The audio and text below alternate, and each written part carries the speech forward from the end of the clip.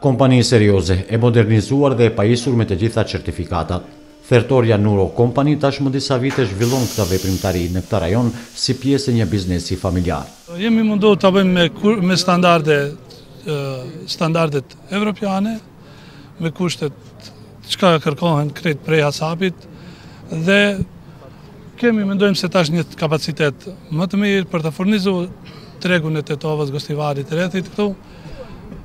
Edhe shpresojmë të vazhdojmë me investimet, të vazhdojmë me vizionet që kemi. Për kryetarin e BD-s Ali Ahmetin, kompanitë e këtilla jo vetëm që sjellin vende të reja pune, por tashmë janë bërë edhe konkurruese në tregun vendor e evropian. Gjithmonë na kanë pas pranë iniciatorët, njerëzit që kanë pas ide dhe qëllime, i kemi ndihmuar edhe në të ardhmen për të avancuar edhe më tej. Kjo kompani e ka përkrahjen e institucioneve të vendit. Hapjen e zyrës së Ministrisë së Bujqësisë në Bogovinë përshëndetje dhe kryetari i komunës Hasbi Idrizi. Ne si komunë bëjmë përpjekje maksimale të mbështetim biznesin, ati ku mund të mbështetim.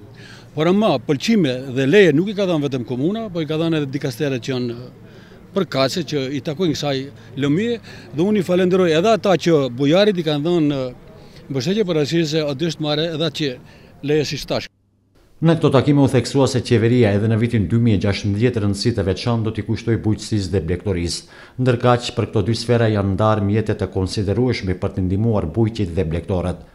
Ministri Neziri njoftoi se nga 150 milion euro të planifikuara për subvencione për vitin 2016, 37 milion euro do t'i dedikohen vendbanimeve dhe komunave shqiptare.